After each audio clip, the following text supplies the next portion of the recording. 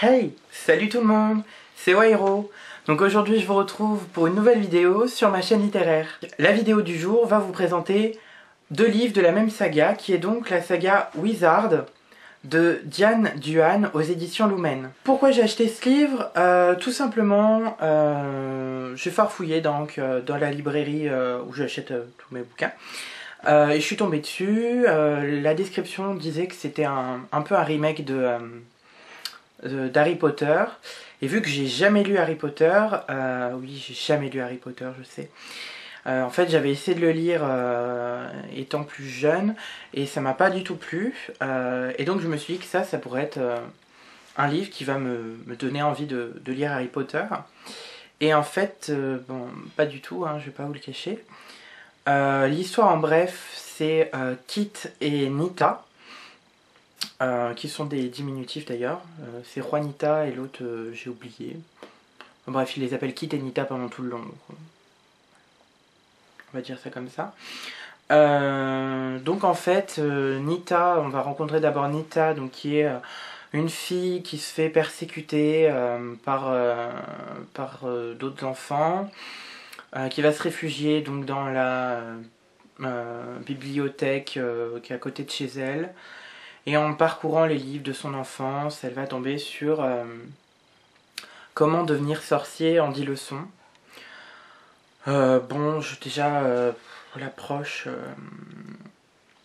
ben, j'ai pas trouvé ça bien en fait. J'ai pas bien compris, hein. Et donc voilà, c'est un peu la pauvre petite fille qui est une geek, qui lit et qui fait de la littérature. Parce que justement les livres c'est ses amis. Enfin je comprends, hein, franchement je juge pas cet état d'esprit là ou ce qui se passe. Enfin c'est triste, je suis triste pour elle, hein. Mais j'ai trouvé ça mal abordé, lourd et vraiment cliché en fait. C'est vraiment le cliché de la pauvre petite fille qui se fait persécuter. Donc voilà, enfin j'ai pas, voilà, j'ai pas apprécié comment c'était abordé en fait. Et donc Nita va rencontrer Kit dans des circonstances assez cocasses, ça m'a plutôt plu. Par contre bah pareil, lui aussi il est un peu seul, à moins qu'il... Je me souviens même plus trop de comment ils se sont rencontrés. Et résultat, donc tous les deux vont devenir des sorciers, hein, avec leurs livres qu'ils ont trouvés dans des circonstances un peu bizarres. Et là déjà, tout de suite, les choses que j'aime pas, c'est que la fille a des dons un peu pour... sans trop vous spoiler, elle a des dons pour les choses vivantes, les animaux, etc. Et lui a des dons pour les choses inanimées, donc tout ce qui est voiture, objet, etc. Et déjà rien que ça, je trouve que c'est le cliché du garçon et de la fille un peu. Donc pareil, j'ai trouvé ça mal abordé, un peu lourd. En plus l'écriture, alors je sais pas si c'est l'écriture de Diane Duhan ou la traduction, mais c'est des longues descriptions que je trouve en plus à des moments complètement inutiles. Je m'en souviens là dans le second tome, à un moment ils vont nous parler d'un canyon, etc., qu'ils emprunteront même pas. Donc enfin ça m'a... C'était long quoi, c'était la littérature longue. Sinon les personnages, l'aspect psychologique des personnages m'a plutôt plu, même si ça reste, désolé de le dire quoi, enfin mais ça reste des clichés même dans leurs attitudes. J'ai trouvé ça rien d'exceptionnel, c'est du vu, revu, re-revu. Donc ouais, une littérature qui m'a pas vraiment plu.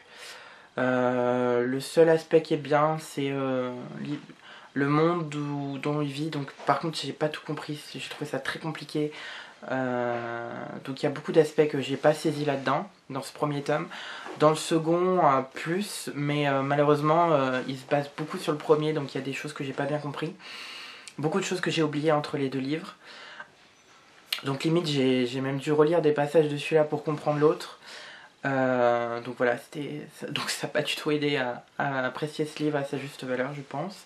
Si vous aimez pas les descriptions, attaquez passive, parce que moi ça m'a vraiment saoulé quoi. Il y a des moments où j'ai sauté des pages entières, voire 2-3 pages, parce que c'était long, vraiment long. Donc oui, sinon l'aspect, je reviens sur l'aspect personnage, plutôt bien fait, une bonne description. On les retrouve un peu l'aspect psychologique quand ils se retrouvent coincés dans des étapes, etc., qui doivent réfléchir, qui doivent sur eux-mêmes, qui doivent faire voilà, des aspects de remise en cause, ça m'a plutôt plu. Voilà, donc la note du premier livre, je pense que je vais mettre 10. Et encore, c'est juste pour l'aspect des personnages. Encore, je suis gentil, quoi. Enfin, j'ose pas le casser, ce livre, donc non, on va mettre 8. Et encore, je vous ai dit 8, je trouve ça gentil. Donc j'ai fait une seconde erreur dans ce bouquin, c'est que j'ai acheté le second tome. Pareil que je me suis forcé à lire. L'histoire était vraiment bien, axée sur l'écologie. Donc moi, ce genre de livre, j'aime plutôt bien, parce que ça se cherche à faire passer des messages, c'est plutôt intéressant. Donc j'ai trouvé ça quand même intéressant du point de vue de l'histoire en elle-même. C'était plutôt bien développé. Mais pareil, c'était long, très très long. Même si l'histoire j'ai trouvé quand même un peu originale par rapport à l'autre. Donc le deuxième tome, lui on va lui mettre 10. Mais franchement, je pense que j'achèterai pas le troisième tome. Et je le mettrai même pas dans ma wishlist. Voilà. Et ben c'est tout pour cette vidéo. Je vous lis pas de passage parce que j'ai pas vraiment de passage qui me donne envie. En attendant, je vous souhaite de joyeuses fêtes. Je sais pas si vous avez vu, j'ai mis un bonnet pour l'occasion. Je vous souhaite de joyeuses fêtes, une très bonne année 2015 si je refais pas de vidéo d'ici là. En tout cas, vous êtes de plus en plus nombreux et je tiens vraiment à vous remercier. Donc au dernier compte, on était 83 abonnés et 39 sur ma page Facebook. Donc d'ailleurs, n'hésitez pas à vous abonner sur celle-ci. En tout cas, moi je vous fais de gros bisous. Merci énormément pour votre soutien et puis je vous dis à très vite pour de prochaines vidéos. Allez, salut, bye!